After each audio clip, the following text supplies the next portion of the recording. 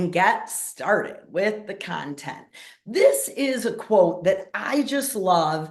If any of you watch Shark Tank, this is by Kevin O'Leary, who is Mr. Wonderful. You might remember that name.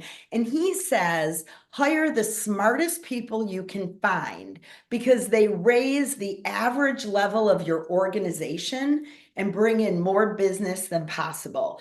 I just did a recruiting assignment for a client, and I knew that the manager was not going to hire one guy in particular because I knew he was threatening to him. He was like too good. And I really do wish he had hired that person, um, because I think he would have elevated the whole organization. He hired someone really good, and I have no issue with who he hired, but it is something to keep in mind that if we build fabulous teams under us, that raises the level for all of us. Now, when I talk about recruiting, I like to talk about it as a three-step process. The first, which we'll talk the most about today, is attracting the right candidates. And we're going to talk about how you go about doing that. I thought we had a little cutie with us. And then converting people. And what I mean by that is that we know today that there are a lot, that the candidates have the choices. The candidates have all different ways that they can pick jobs. So converting them to your organization is really key. The final step in the process, yeah, I'm sharing, right? Okay, is retaining people. The easiest way to recruit people is to retain the good ones that you have. So we're not going to talk too much about retention today, but we're going to talk a lot about attracting and converting different people to your organization. It is essential in recruiting that you have a formal process. Now, we've all been there where managers have said, I need someone tomorrow, throw an ad up on Indeed, da da da da da. And I've done it too. We've all done it. But ideally, you want to set up a system in your organization where HR owns the process and that you really go through this as a marketing activity with thoughtful consideration in the right people. You attract people to the job, you use technology. There's great technology these days to screen candidates. The manager's role should be to control the selection. But how many of you, I'm just curious to see in the chat, how many of you, well, I guess this would be hard to do in the chat. What I was thinking is I'm curious to know how many people have the managers look at the resumes before you screen at all. So we're too big a group, I think, and now we have some people watching on YouTube. So let me just go through my thoughts and we'll go from there. We've got some things coming in on the chat. Let's see. Yeah,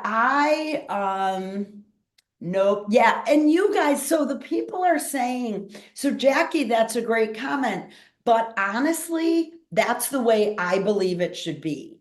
Because managers are way too judgmental about what's on paper. So I believe the manager's job should be to control the selection. Then getting to Brad and RSI. Yeah, Rachel, see, I'm totally in where you are. You've got to verify skills and background. That's essential. And then finally, you go ahead and make the job offer. So we want to understand that candidates today expect flexibility. Now, some of you work in schools, some of you are in healthcare, some of you are in manufacturing. You've got to have your employees be at work. But what we know is that employees today, almost 41% of them are currently working hybrid or remote. And that's really, so what percent of companies, throw something in the chat, what percent of companies in America do you think are fully remote today? Let's see what everybody thinks. Oops, I just shut the chat.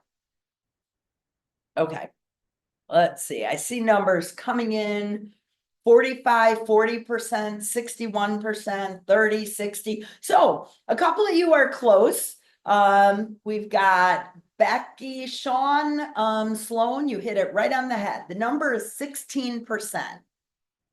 Now, don't forget that's fully remote.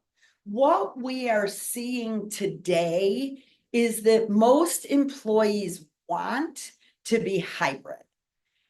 Employees are understanding that working fully remote can really be isolating, but they also know that the time to take to commute to work can be more than they want as well. So what we're seeing is 16% are fully remote. What I found really interesting when I did some research is yeah, Jackie, I agree. You've got to force yourself to go out. What percent of interviews are done by video? Throw numbers in the chat again and let us know what you think. Rachel, you're pretty close. Believe it or not, the number is 93%. Now, when I look at data like this, it doesn't mean that you don't also bring people in for a in-person interview at the end. So what I do is I do all my screening by Zoom. So I may see a dozen candidates by Zoom and pick 3 that come in and meet with me in person. And so that can be a really effective time management tool because we've all sat around for the days and nobody shows up, right? So that's a little background on recruiting. Let's break this down into 4 steps that we can focus on as we talk about attracting and converting people to your organization. The first is setting expectations internally. I am sure lots of you have hiring managers who say, I need someone next week. And you want to set those expectations. Oops, sorry, I hit stop share, which I did not mean to do. You want to create an ongoing pipeline, then identify the candidates that are going to be best, and finally pick that final candidate you're going to make a job offer to. So let's start with, what do I mean by setting expectations internally? This is one of my favorite quotes. Those of you who've been around me for a while have heard me use it because it's true of everything we do in HR. And it feels like we don't have enough time. But this quote is by H. Jackson Brown Jr., and he says, you have exactly the same number of hours in a day that were given to Helen Keller, Michelangelo, Mother Teresa, Thomas Jefferson, and Albert Einstein. And isn't that true?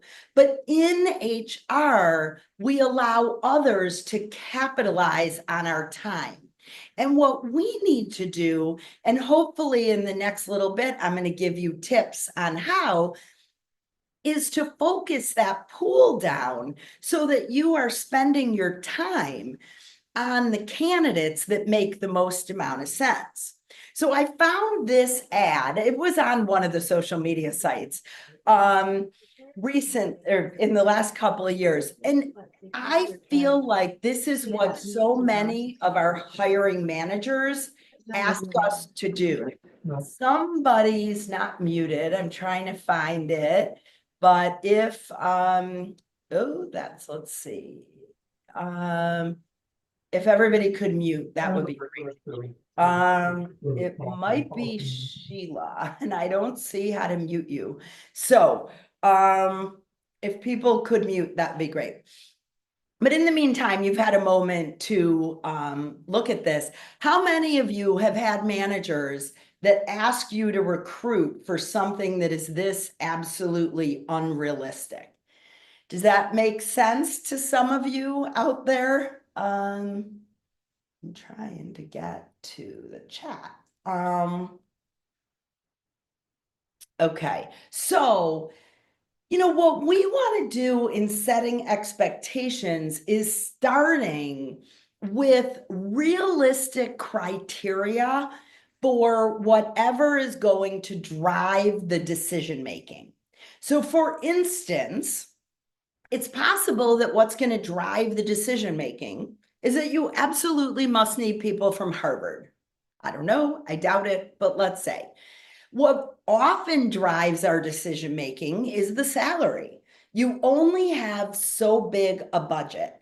And so you may need to change the expectation. So if you're only going to pay in the mid-30s, I'm going to suggest you look for somebody with 1 to 3 years of experience, maybe under 2 years of experience. So always go into this knowing what is driving your decision making. When we set the expectations, we often talk about the diversity pieces that we are looking for. It is absolutely factual that a more diverse team makes better decisions. That is proven out in profit, in productivity, in all the different ways that we look at diversity.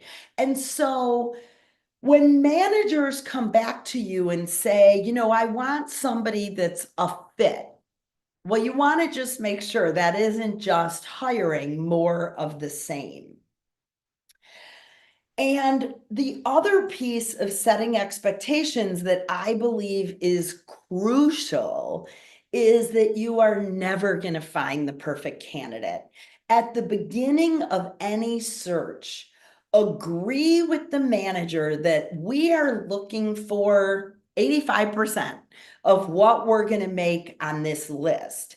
But there are certain things that we cannot train on.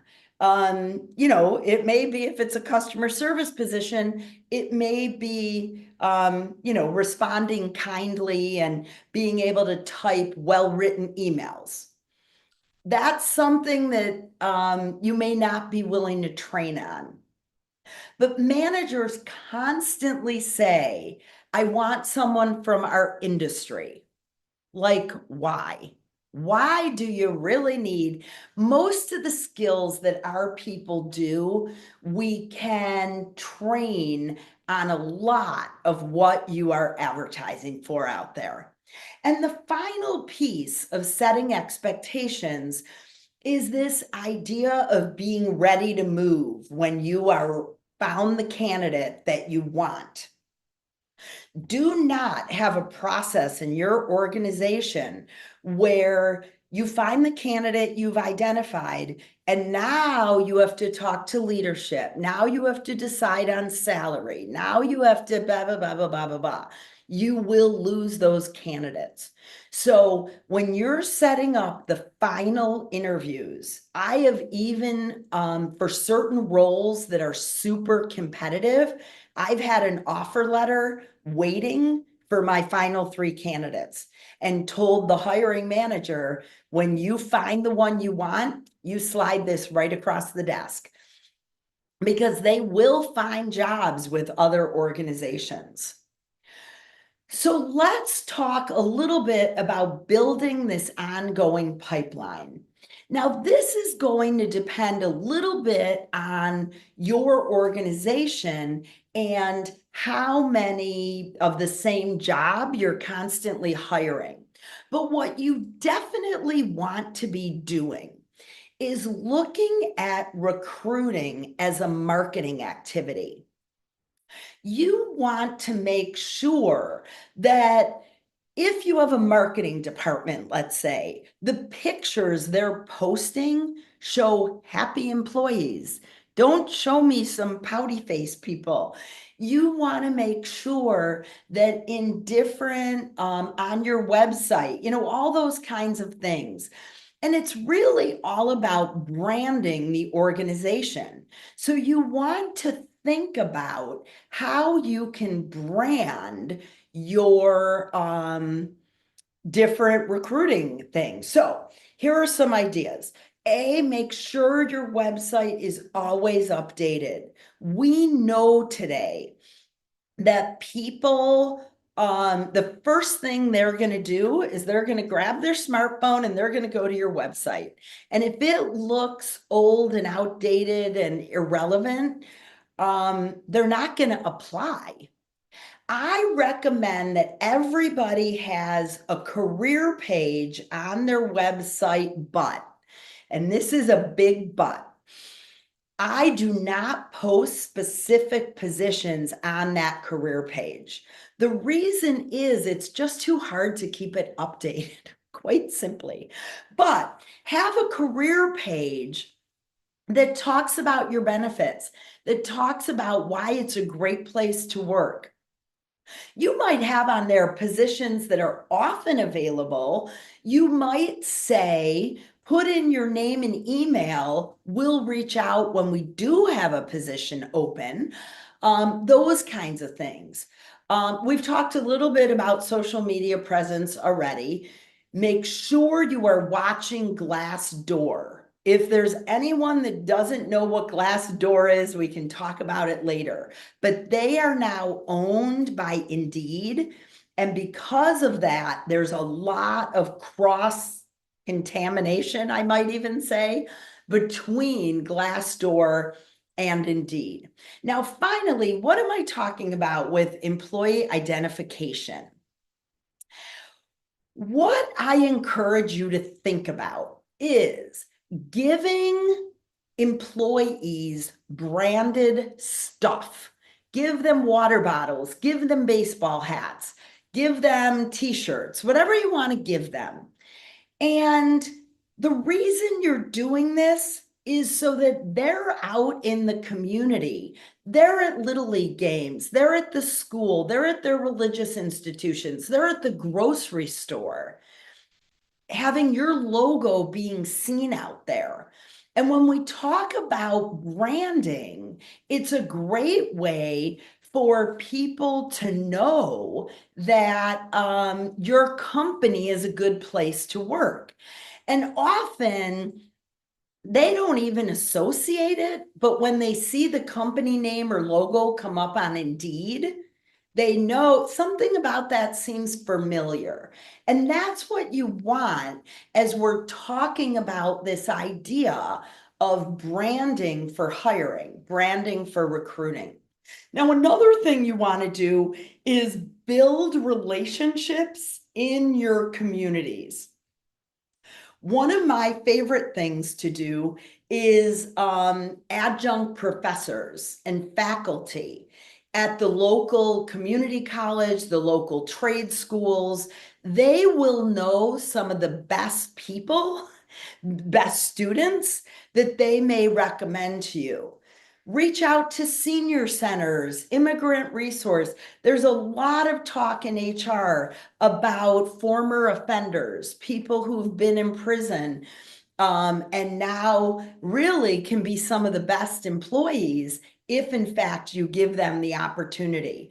Religious leaders often know people in town that are looking for something new, that need something.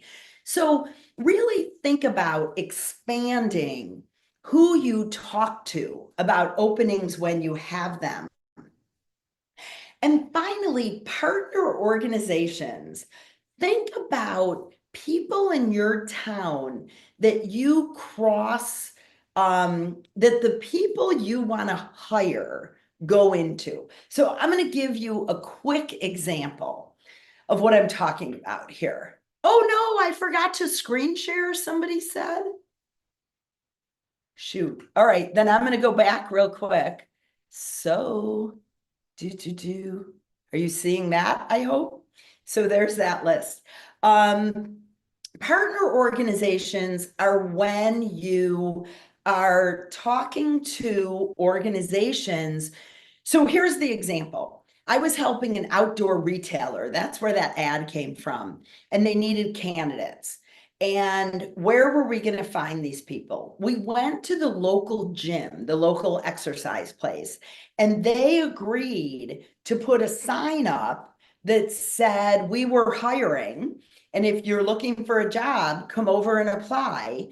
And in turn, we put an ad at our register about their gym and just said to people, hey, if you're looking for a place to work out, consider this.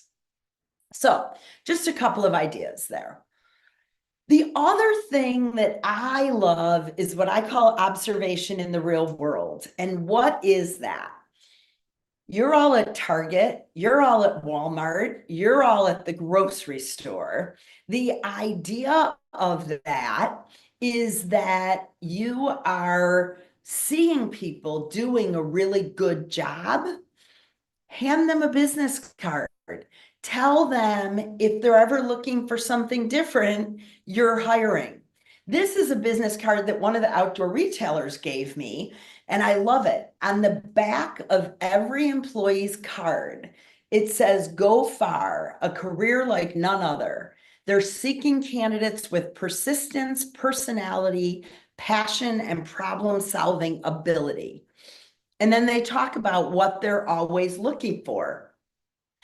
And that is a really great way to just let people know, hey, I've seen you, you're doing a great job.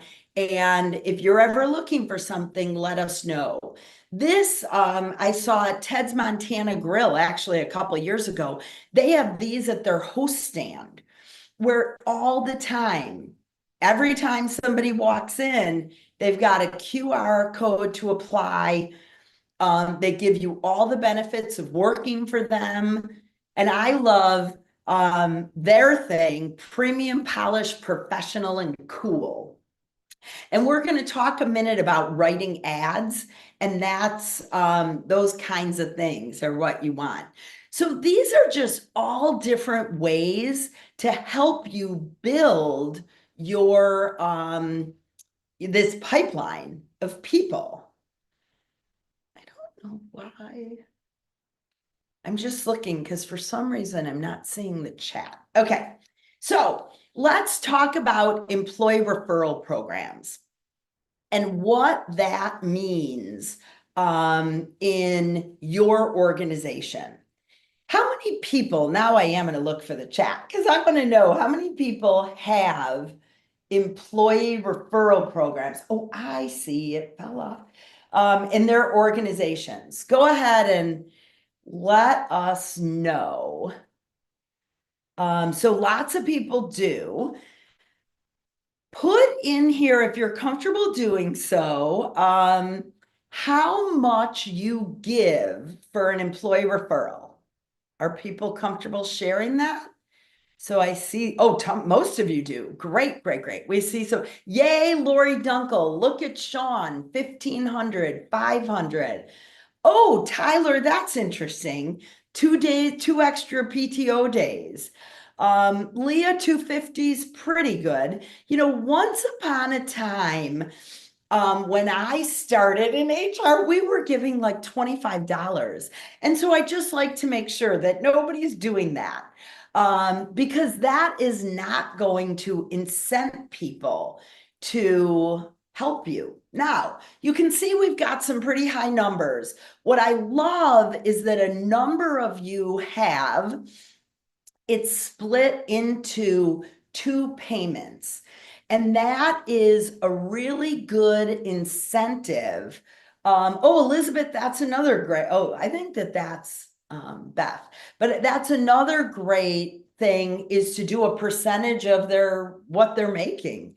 But always split it up, because you don't want to give them all this money at the beginning and then more later.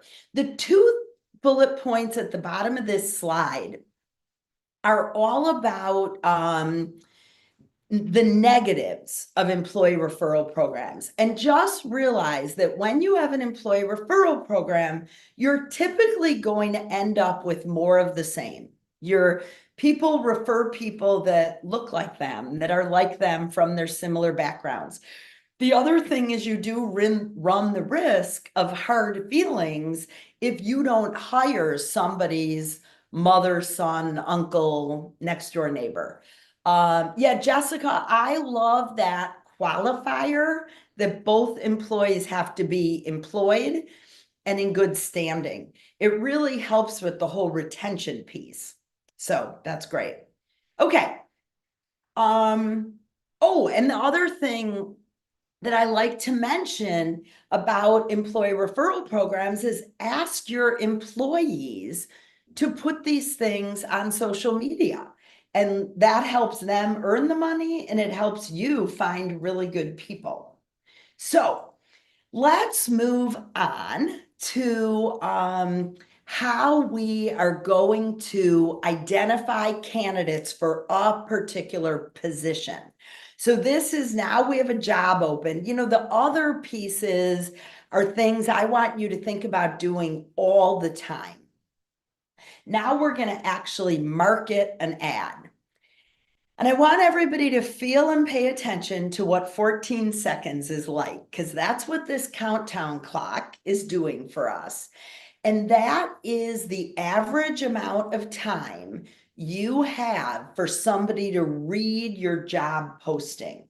So you don't want to give people 4 pages of information on Indeed. What we do know, throw in the chat again, how many words would you guess a good job ad has in it? And as you're putting all that in, I want to encourage you to notice that I'm saying a job ad, not a job description. Those are 2 very different things. So everybody throw in the chat if you want, how many ads? Well, Ginger, 20 is a very few words. You need more than that. Rachel's at 150. According to Indeed, or this was LinkedIn, the best ads have 300 to 700 words. So that's just a great reference for you when you are posting something. You can easily in Word do a quick check and see. And then what do you think the typical apply rate is for an ad? So if you look in Indeed, you will always see how many people looked at your ad and then how many people actually applied. It's a really interesting percentage to look at. And the average is only about 8.5%. Now, I suggest that you want it really low, because if you've written a good ad, you want people that are not qualified to self-select out of it, because you don't want to have to read their resumes if they're not going to be qualified. So just some thoughts on how to write an ad.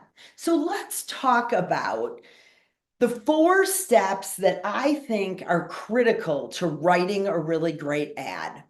First of all, it's marketing. Never, ever promise me after this program, you will never again post a job description on Indeed. That is not the purpose of Indeed. What you are trying to do is to get the right candidates to apply. You want it to be emotional. And I'm going to show you in a minute what that will look like. But you want to get them excited. Then we give them the details and encourage self-selection. Encourage them not to apply. Yeah. Thanks, Ginger. That's all good. And then finally, at the end, give them the overview and the qualifications. But most people today want to work for a company that they're excited to work for. So I'm going to show you something that somebody was in one of my recruiting classes. And she posted this ad. And as you can see, it was essentially a job description. And at the beginning, she said, we're looking for an enthusiastic marketing specialist to help us in marketing. Well, yeah, of course. You will be you know what? I wonder if she's on the call, but I'm not going to shout her out. But she and I did a great job working on this together. So as you can see, what she started with was kind of basic information about this position. What I helped her change this to was I always start with questions. Are you a skilled marketing professional ready to take your career to the next level? Are you looking for an organization that values your experience? Then I speak to the person reading it. You will join our team as our new professional will do this. So again, it's the emotion that I'm trying to generate through my ads. And if somebody doesn't want to be an integral part of development and they just want to come in and do their job, they won't apply. And that's really what you want. So we know that candidates want to see in your ad, company details is the very bottom. They can go to your website and find out everything about the company. It would be not, yeah, ChatGPT is wonderful, Teresa and Jackie. Career growth. They do want to know about the company mission. A lot of times they want to know about performance goals. They certainly do want job details. The qualifications are important, whether or not they're going to, qualify, but most people want compensation. Now, most of the states these days, I think about half the states are actually requiring that you put compensation in your ad. So, but even if you don't have to, I have always put compensation, partially also because I don't want to talk to people. If my budget is $60,000 and these people have mortgage, car payments, kids' school payments, whatever else it is, and they need 100,000, don't apply for my ad. It's not going to be a fit. So really make sure that you are putting these things front and center in your job ad. You should be using, I just gave you the two examples here for Indeed and LinkedIn. They can do everything for you. They can sort candidates. They can reply to candidates. They can get questions and feedback. They can just all sorts of amazing things. So make sure that you might have your own applicant tracking system, but if you don't, make sure you're using these programs and systems for everything they can do for you. So let's talk about the very end of the process, which is identifying the best.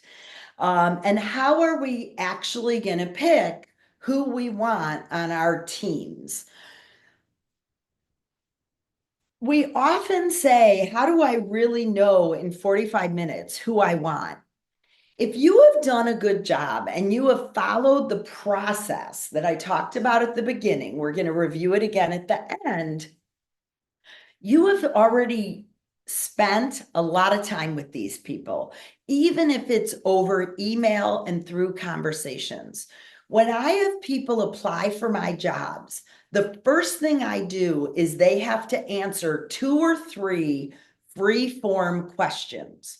The reason I do that is then I can tell who's really interested in my job versus who's just throwing resumes at anything they can find. If they don't answer those questions at all, I don't even look at their resume. Sorry. Then the ones I identify as valid, I send them another 6 or 7 written questions to complete. Again, that gets the pool down to about half of those people, both because of their responses and because of how many people just won't take the time to do it. So then I bring people in for their 45-minute in-person interview. Well, no, then I have a Zoom call with them. Sorry, that's usually about 30 minutes. And only then do I bring them in for that 45-minute in-person interview. So I've spent a lot of time with these people. Now, once you bring them in, there are different ways you can interview people. And there's the typical one-to-one manager interview. Some people have like a group interview where everyone gets an equal vote on what they think. Hopefully, they don't say it in front of the candidate. And then the other typical kind of interview that's usually often done is called a panel interview. And the difference with a panel interview is that these are the people who have different areas of expertise. So maybe you're hiring somebody for a customer service position at a computer chip manufacturing company. You may be the customer service expert, but you may bring in an engineer who can talk to them about very specific questions that you want. What I recommend, and this is just my preference, but I believe that you should start with the manager interview with 3 or 4 candidates. The manager should get it down to 1 or 2 people that they really would be comfortable hiring. And then you allow others to meet that person just in case. What you don't want is a situation where the manager really wants somebody and one person on the team tanks it. So I say to the team, you are interviewing them for red flags. I am hiring one of these 2 people or this person, but let me know if you've got a really big concern that I should be aware of. So that's the way I think is best. So let's jump into some of the Brad pieces. Well, this is first a skills test. So do they know what they say they know? I am a real fan of skills testing. That is not personality testing. I'm talking about a QuickBooks test, a Microsoft Word test, Excel, those skills that you're really trying to hire for. It's so easy to test for that these days. You don't, Jackie, I can throw that in at the end. You don't need well, Jackie, I'm going to answer that right now. Do not do testing yourself. There are lots of EEOC issues around that. And most of the tests on things like Word, QuickBooks, Spanish, that sort of stuff are about $20 a piece. It is not worth the risk. So Jackie is asking thoughts on a working interview. The issue is if somebody actually works, they have to get paid. So you just have to know that. I have often, if you have a job that's either very stressful or odd working conditions, I do think it can be productive to bring people in for an hour or 2 to observe. I did that often when I did work for a veterinary clinic. And we wanted people to really see and understand what went on. But you have to be careful if they so much as lifted a dog onto the the table for the doctor, you would have to, yeah, Wendy, that's exactly how we would do it. And then we get into the Brad part, and that is the RSI part. Who are they really? Do we know enough about this person? Some of you, does anybody use any pre-employment like DIS test? I don't think you can use DIS for pre-employment, but personality tests. But you want to make sure that what they tell you, if this little kid says, I have an MBA from MIT and I know how to do rockets, somebody better be calling MIT to make sure that this was our newest Doogie Howser. And that goes along with the idea of background and reference checks. And this is where RSI has been an unbelievable partner to me, mostly because, I mean, obviously they do the standard background checks, but they are incredible at doing the reference checks cheaply, cost effectively, and quickly. So, you know, I really recommend you all really think about that. If you are doing reference checks today, you can, you want to look at RSI's information. So this brings us full circle to the process that we as HR professionals are hopefully going to own to make sure that our recruiting process gives us the value and benefit that we need. I want to end with a quote that I love from Sheryl Sandberg. Most of you know she is or was. I don't think she's still at Facebook, but she was the CEO of Facebook. And it's so true. Hiring is definitely an art, not a science. And you don't really know until somebody gets there and starts working. So if you've made a mistake, give yourself permission to cut your losses and move on. There is nothing worse than keeping people. It's not good for them and it's not good for your organization. So as we wrap with that idea, I want to give you the SHRM and HRCI codes. For those of you that are certified, you can just take a screenshot of this. It's the best way to do it. You can go into both their systems, put in these numbers, and you'll be good to go. So I'll give you about 30 more seconds. And then I will just leave you today with my contact information. If I realize we don't have a slide from RSI, so anyone who wants their contact information, just email. Actually, we'll email all of you direct links to the RSI website so that you've got that available. Thanks, Shana. I'm glad you liked it. Everybody will get a copy of this video, and you can share it with anyone you'd like. We'd love to have you share it. We are also offering a brand new recruiting class. It's self-paced. And here, I'll go back. Lots of people are asking for the codes again. The recruiting class is about 5 hours, self-paced. We are updating it right now, and you will be the first people to hear about it. And we'll likely offer it to you as a discount in the next month or so. Thanks, everybody. I see lots of thank yous. I love doing this. I love sharing recruiting tips with everybody. And I hope everybody found this helpful and productive. We will be in touch. We'll send you the recording. Anything else? Brad, you have anything you want to wrap up with? Yeah, Lori, thank you. That's very good. A couple of people in there have asked for our contact information. My email address is bodil@referenceservices.com. Happy to help or send any information that you may need. Reference. And we'll send it out with the recording. But I'm putting it in the chat right now.